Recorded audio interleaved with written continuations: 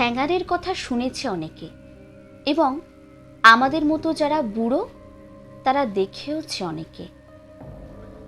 50-60 বছর আগেও পশ্চিম বাংলায় অর্থাৎ হুগলি, বর্ধমান প্রভৃতি জেলায় এদের উপদ্রব ছিল খুব বেশি। তারও আগে অর্থাৎ ঠাকুমাদের যুগে শুনেছি লোক চলাচলের প্রায় কোনো পথই সন্ধ্যার পরে পথিকের পক্ষে নিরাপদ ছিল না। এই দুর্বৃত্তরা ছিল যেমন লোভী তেমনি নির্দয়। দল বেঁধে পথের ধারে ঝোপে ঝাড়ে লুকিয়ে থাকত। হাতে থাকত বড় বড় লাঠি এবং কাঁচা বাঁশের ভারী ছোট ছোট খেঁটে, তাকে বলতো পাবড়া। পথিক চলে গেলে তার পা লক্ষ্য করে পিছন থেকে ছুঁড়ে মারত সেই পাবড়া। অব্যর্থ তার সন্ধান। অতর্কিতে পায়ে চোট খেয়ে সে যখন পথের ওপর মুখ থুবড়ে পড়ত, তখন সকলে ছুটে এসে দুমদাম করে লাঠি মেরে তার জীবন শেষ করে দিত। এর ভাবা চিন্তা বাজবিছার নেই। এদের হাতে প্রাণ দিয়েছে এমন অনেক লোককে আমি নিজের চোখেই দেখেছি।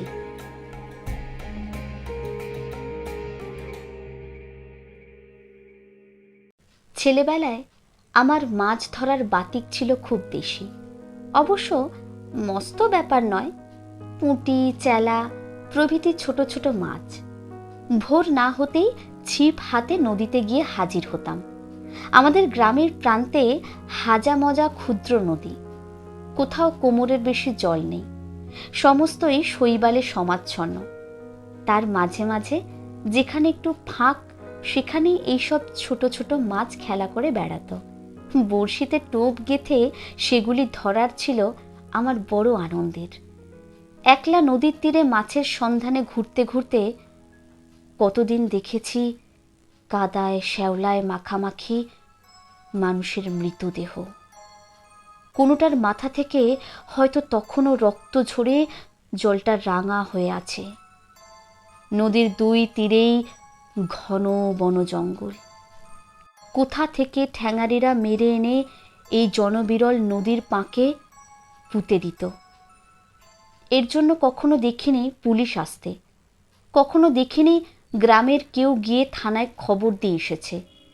এই ঝঞ্ঝাট কে করে? তারা চিরদিন শুনে আসছে পুলিশ খাটাতে নেই, তার ত্রিসীমানার মধ্যে যাওয়াও বিপজ্জনক। বাঘের মুখে পড়েও দৈবাৎ বাঁচা যায়, কিন্তু ওদের হাতে কদাচ নয়। কাজেই এই দৃশ্য কারো চোখে পড়ত, সে চোখ ফিরিয়া নিঃশব্দে অন্যত্র সরে যেত। তারপরে রাত্রি এলে শিয়ালের দল বেরিয়ে মহা সমারোহে ভোজনাদি শেষ করে নদীর জলে আঁচিয়ে মুখ ধুয়ে ঘরে ফিরে যেত।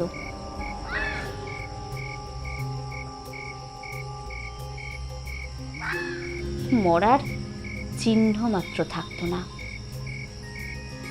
একদিন আমার নিজেরও হয়তো ওই দশা ঘটত, কিন্তু ঘটতে পেল না। সেই গল্পটাই বলি। আমার বয়স তখন বছর 12।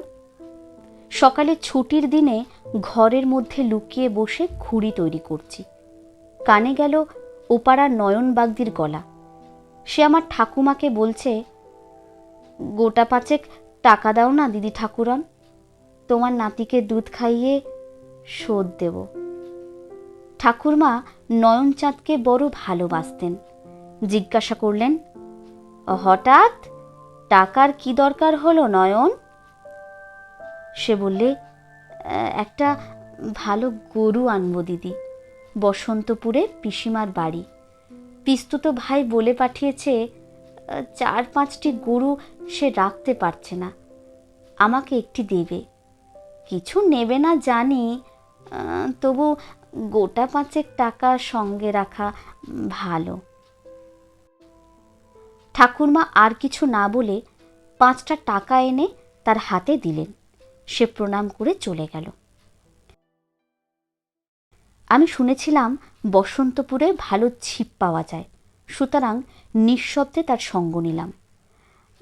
মাইল 2 কাঁচা পথ পেরিয়ে গ্র্যান্ড ট্যাঙ্ক রোড ধরে বসন্তপুরে যেতে হয়।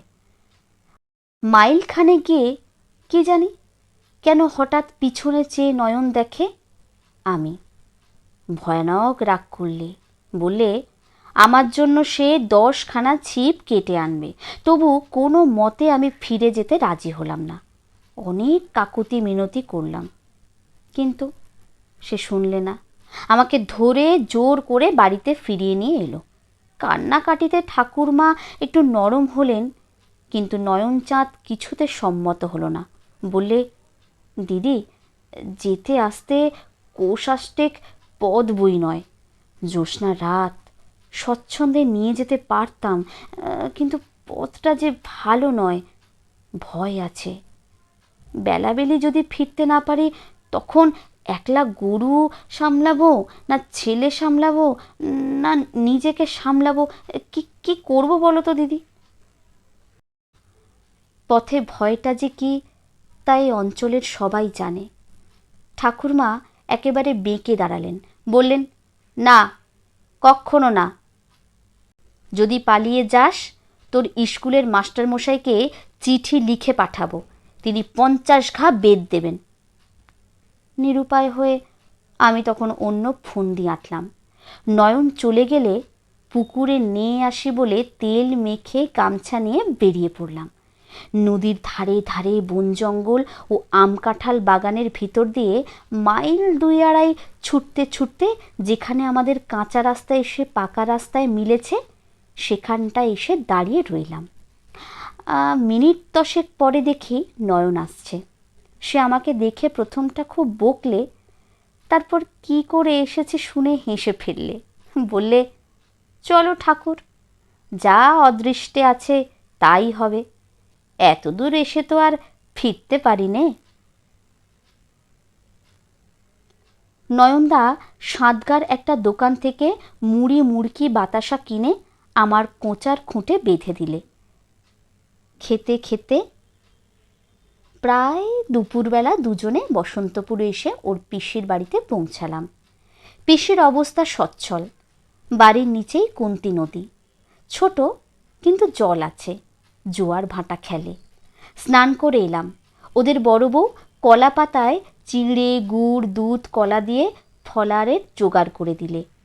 খাওয়া হলে নয়নের পিসি বললে, ছেলে মানুষ 4-5 কোষ পথ হেঁটে এসেছে, আবার যেতে হবে, এখন শুয়ে একটু ঘুমুক, তারপরে বেলা পড়লে যাবে। তার ছোট ছেলে ছিপ কেটে আনতে গেল। নয়ন আর আমি দুজনেই পথ হেঁটে এমনিই ক্লান্ত হয়েছিলাম যে আমাদের ঘুম যখন ভাঙল তখন 4টে বেজে গেছে। বেলার দিকে চেয়ে নয়নদা একটু চিন্তিত হলো, কিন্তু মুখে কিছু বললে না।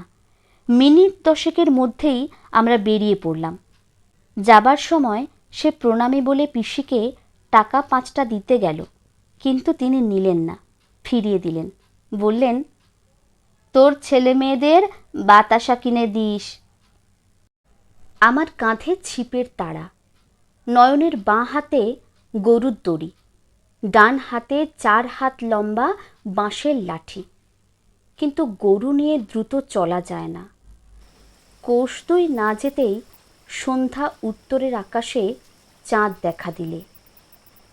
রাস্তার 2 ধারেই বড় বড় অশ্বত্থ, বট আর পাকুর গাছ ডালে ডালে মাথায় মাথায় ঠেকে এক হয়ে আছে।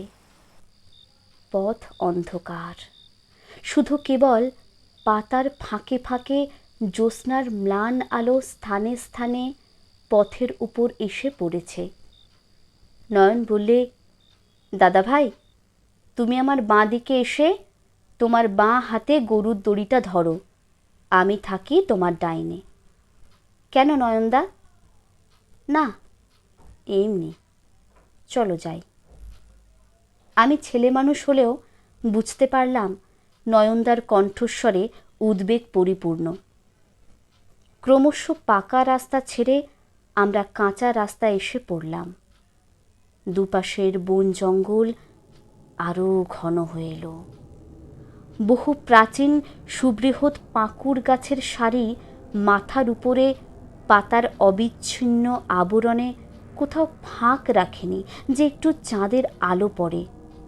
সন্ধ্যায় কৃষাণ বালকেরা এই পথে গরুর পাল বাড়ি নিয়ে গেছে। তাদের খুরের ধুলো এখনো নাকে মুখে ঢুকছে। এমনি সময় সুমুখে 50 দূরে বিদীর্ণ কণ্ঠে ডাক এলো, বাবা গো, মেরে ফেললো গো, কে কোথায় আছো, রক্ষে করো।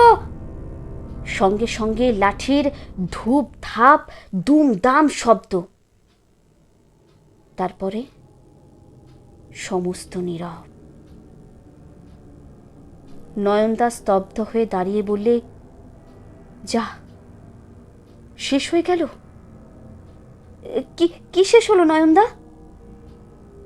একটা মানুষ বলে কিছুক্ষণ চুপ করে দাঁড়িয়ে সে কি ভাবলে, তারপর বললে, চলো দাদা ভাই, আমরা একটু সাবধানে চাই।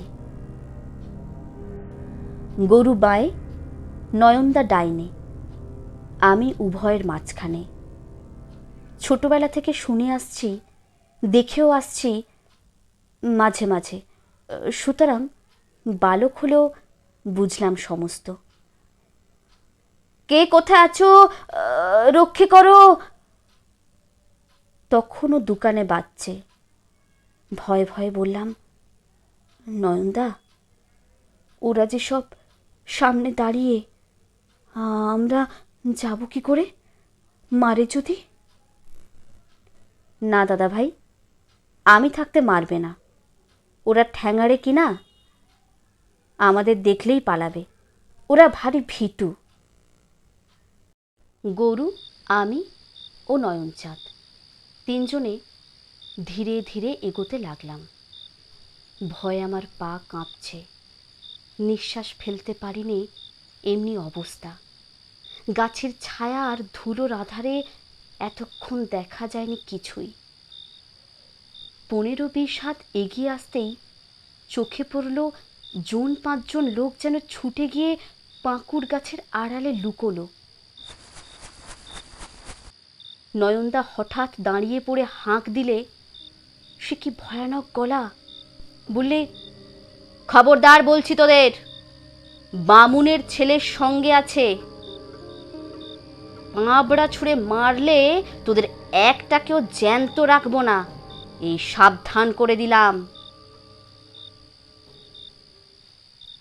কেউ জবাব দিল না।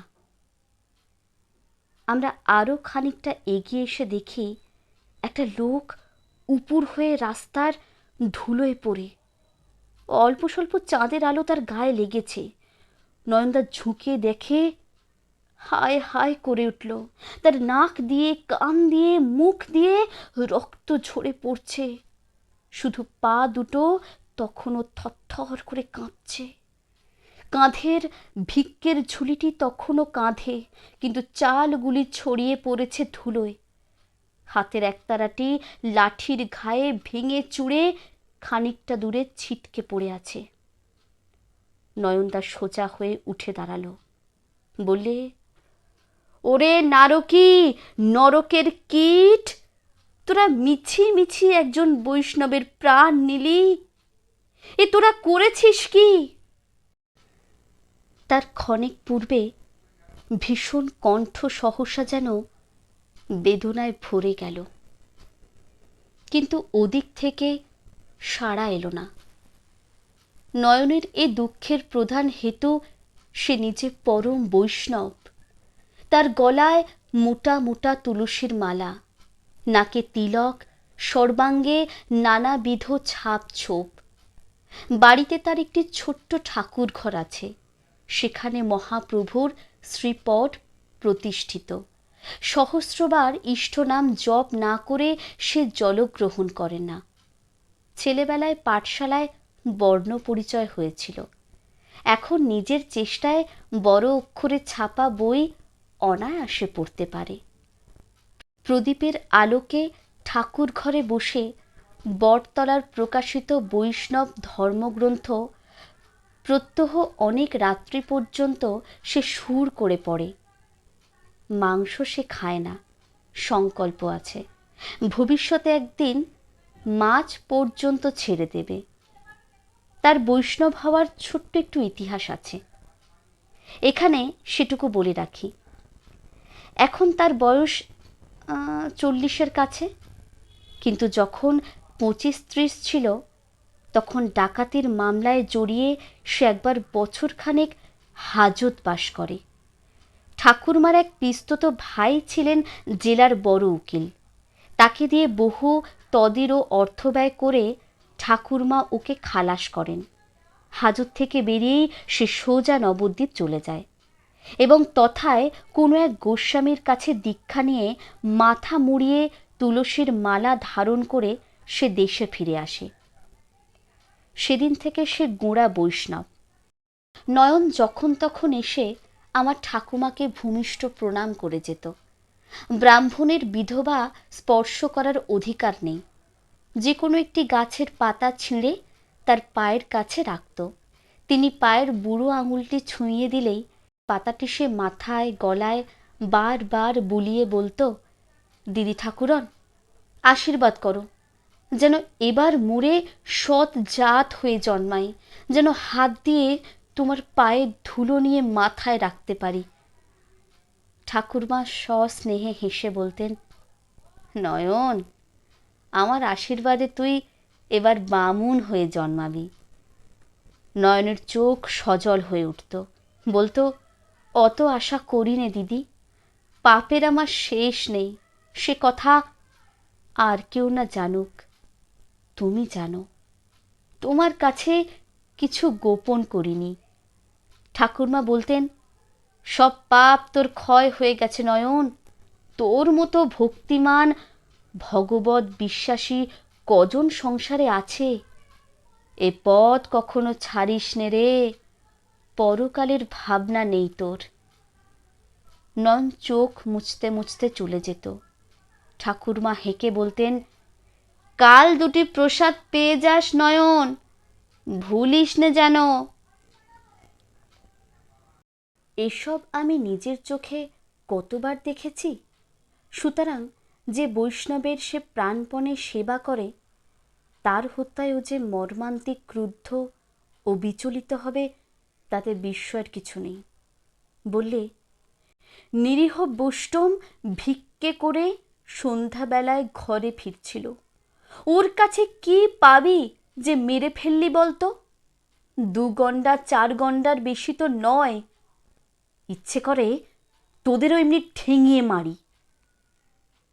এবার গাছের আড়াল থেকে জবাব এলো, 2 গন্ডা 4 গন্ডাই বা দেয় কে রে? তোর 14 পুরুষের ভাগ্যি যে এ যাত্রা বেঁচে গেলি। ধর্ম কথা শোনাতে হবে না, পালা পালা পালা।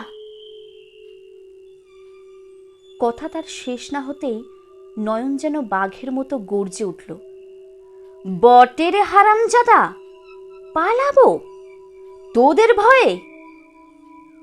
তখন ট্যাঙ্ক থেকে 5টা টাকা বার করে এ হাতের টাকা ঝনঝন করে ও হাতের মুঠোয় নিয়ে বললে,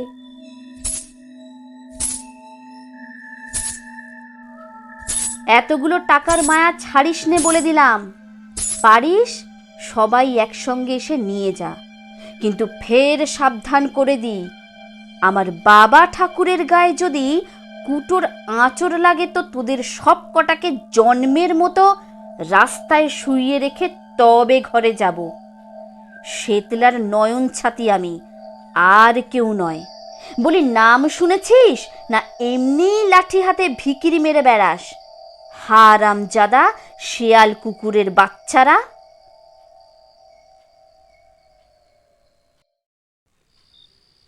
গাছের তলা একেবারে স্তব্ধ।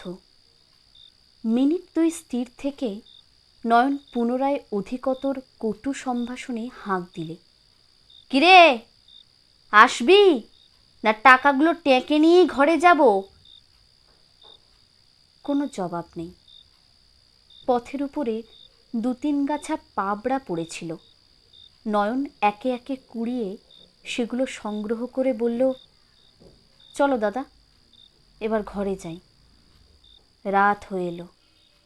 তোমার ঠাকুরমা হয়তো কত ভাবছেন। ওরা সব শিয়াল কুকুরের ছানা বই তো নয়, মানুষের কাছে আসবে কেন? তুমি একগাছা ছিপ হাতে তেড়ে গেলেও সবাই ছুটে পালাবে দাদা ভাই। ইতিমধ্যেই আমার ভয় ঘুচে সাহস বেড়ে গিয়েছিল। বললাম, যাবো তেরে নয়নদা? নয়ন হেসে ফেললে, বললে, থাক গে দাদা, কাজ নেই, কামড়ে দিতে পারে। আমরা আবার পথ চলতে লাগলাম। নয়নের মুখে কথা নেই। আমার একটা প্রশ্নেরও সে হাঁ না ছাড়া জবাব দেয় না। খানিকটা এগিয়েই একটা বড় গাছতলার অন্ধকার ছায়ায় এসে সে থমকে দাঁড়ালো। বলল, না দাদা ভাই, চোখে দেখে ছেড়ে যাওয়া হবে না। বামন বোষ্টমের প্রাণ নেওয়ার শোধ আমি দেব। কি করে শোধ দেবে নয়নদা? এক বেটাকেও কি ধরতে পারবো না? তখন দুজনে মিলে তারেও ঠেঙিয়ে মারব। ঠেঙিয়ে মারার আনন্দে আমি প্রায় আত্মহারা হয়ে উঠলাম, একটা নতুন ধরনের খেলার মতো। ওদের সম্বন্ধে কত ভয়ঙ্কর কথাই না শুনেছিলাম, কিন্তু সব মিছে। নয়নদা যেতে দিলে না, নইলে আমি তেড়ে গিয়ে নিশ্চয়ই একটাকে ধরে ফেলতে পারতাম।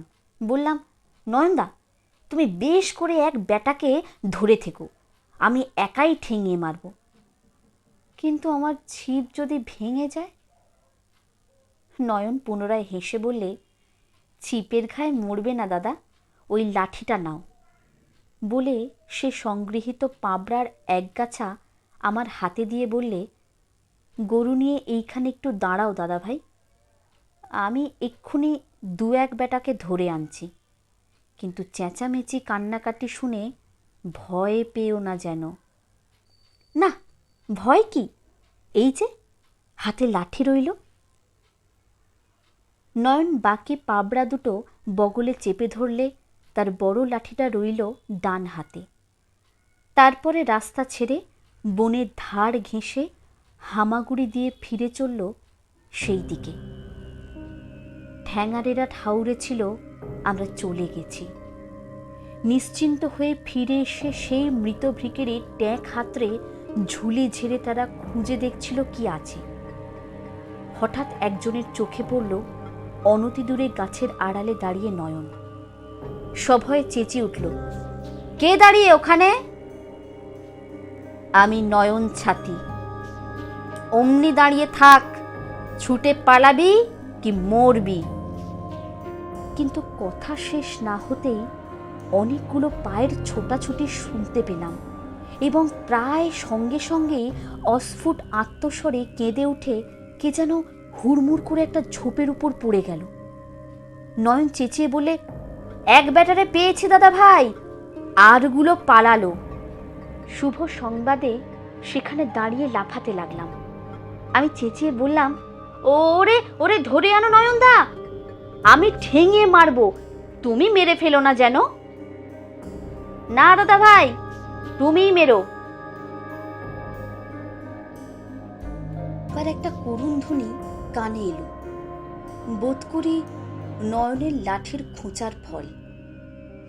মিনিট দুই পরে দেখি একটা লোক খোঁড়াতে খোঁড়াতে আসছে, তার পেছনে নয়নচাঁদ। কাছে এসে হাউমাউ করে কেঁদে উঠে আমার পা জড়িয়ে ধরলে।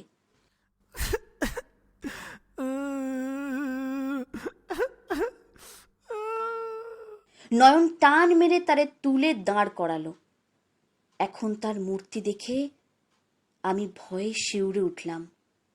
মুখে তার কালি মাখানো, তাতে সাদা সাদা চুনের ফোঁটা দেওয়া, যেমন রোগা তেমনি লম্বা, পরনে শতচ্ছিন্ন ন্যাকড়া। তখনও কাঁদছিল।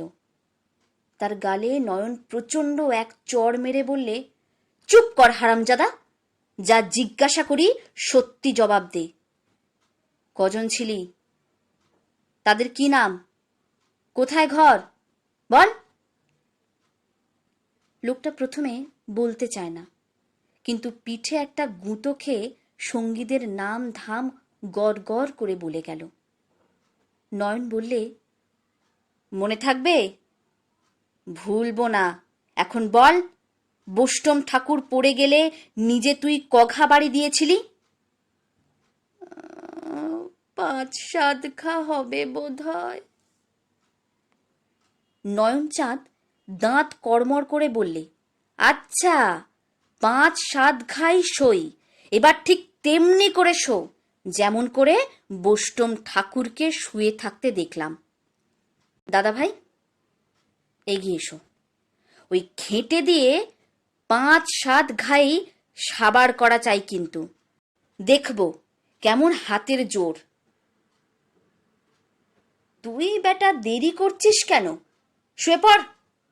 বলেই তার কান ধরে টেনে রাস্তায় বসালো এবং নিজে সে শোবার পূর্বেই প্রচণ্ড গোটা 2-3 লাথি পিঠে মেরে পথের ধুলোর পরে লুটিয়ে দিলে। বললে, দেরি করো না দাদা, মাথা তাক করে মারো, 2-3 ঘার বেশি লাগবে না। নয়নদার স্বর গেল বদলে, চোখ মুখ যেন আর কার। চেহারা দেখে গায়ে কাঁটা দিলে। নতুন খেলা শুরু করব কি? ভয়ে হাত পা কাঁপতে লাগলো। কাঁদো কাঁদো হয়ে বললাম, আমি পারবো না নয়নদা। পারবে না? তবে আমি শেষ করে দিই। না নয়নদা, না না না, মেরো না মেরো না মেরো না। কিন্তু লোকটা লাথিকে সেই যে শুয়ে পড়েছিল আর নড়ে চড়েনি, প্রাণ ভিক্ষেও চায়নি, একটা কথা পর্যন্ত না। বললাম, চলো, ওরে বেঁধে নিয়ে থানায় ধরিয়ে দিগে। শুনে নয়নদা যেন চমকে উঠল। থানায়? পুলিশের হাতে? হ্যাঁ, ও যেমন মানুষ মেরেছে, তারাও তেমনি ওকে ফাঁসি দিক। যেমন কর্ম তেমন ফল। নয়ন খানিকক্ষণ চুপ করে রইল। তারপরে তারে একটা লাঠির ঠেলা দিয়ে বললে, ওরে ওঠ। কিন্তু কোনো সাড়া নেই। নয়ন বললে, বেটা মরে গেল নাকি? যে দুর্বল শিং, 2 দিন হয়তো পেটে এক মুঠো অন্নও নেই, আবার পথে এসেছে লোক ঠ্যাঙাতে। যা বেটা, দূর হ, উঠে ঘরকে যা। সে কিন্তু তেমনি পড়ে রইল।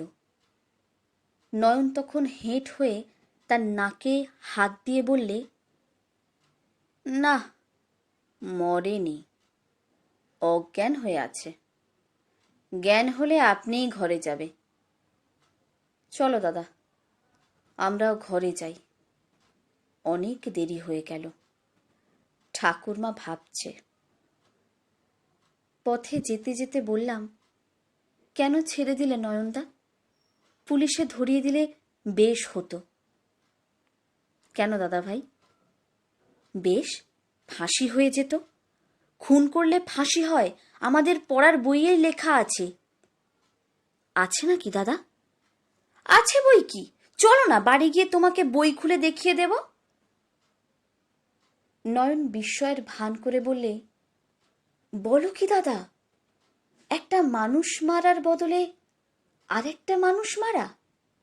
হ্যাঁ, তাই তো, সেই তো তার উচিত সাজা, আমরা পড়েছি যে। নয়ন একটুখানি হেসে বললে,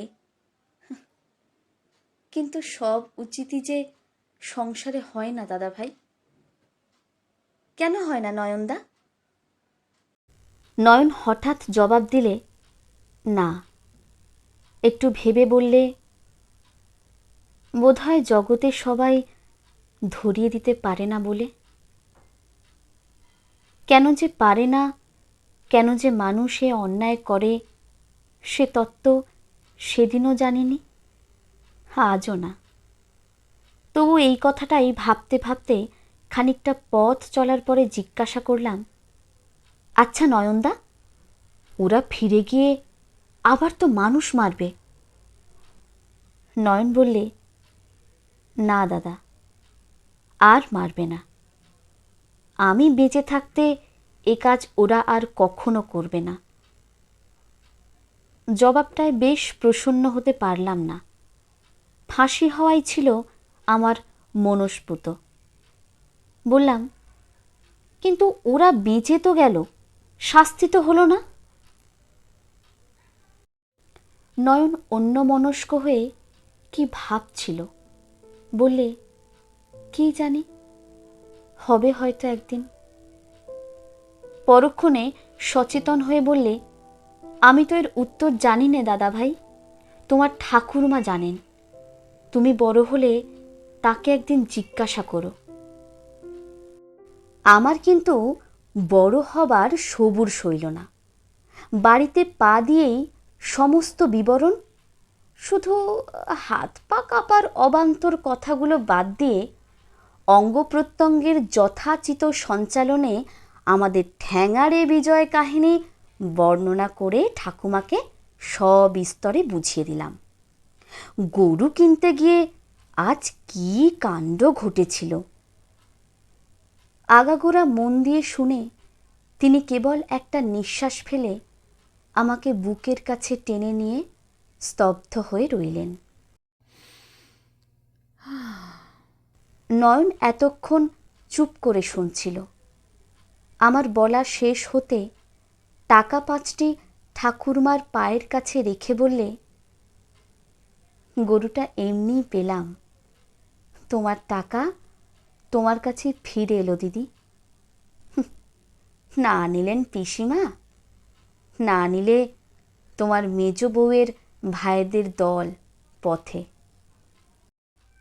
ঠাকুরমা একটু হেসে বললেন, দেখা হলে মেজ বউকে জানাবো, কিন্তু ও টাকা আমি নেব না নয়ন, ও তোর ঠাকুরের ভোগে লাগাগে যা। কিন্তু একটা কথা আজ তোকে বলি নয়ন, এখনো তেমন বোষ্টম হতে তুই পারলি নে। কেন দিদি? তারা কি টাকা বাজিয়ে লোক ভোলায়? ধর, যদি লোভ সামলাতে না পেরে ছুটেই আসতো, তাহলে আরো গোটা 5-6 মরত। তাতে নয়নের পাপের ভরায় কতটুকুই বা ভার চাপত দিদি। ঠাকুরমা চুপ করে রইলেন। এ ইঙ্গিতের অর্থ জানেন তিনি, আর জানে নয়ন নিজে। কিন্তু সেও আর কিছু বললে না।